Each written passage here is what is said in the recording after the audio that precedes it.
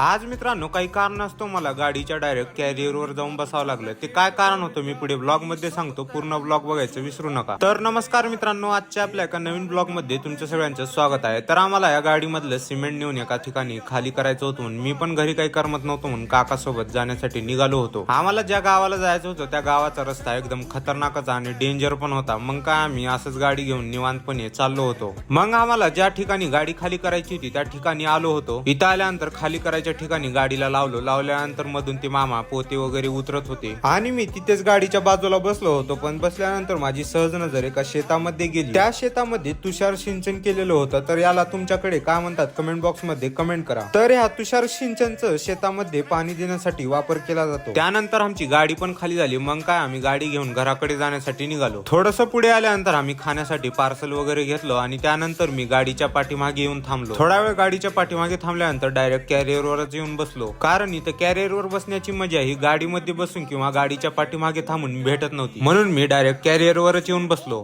तर तुम्हाला आजचा आपला मिनी ब्लॉग आवडला तर नक्कीच लाईक, शेअर, सबस्क्राईब, फॉलो करा।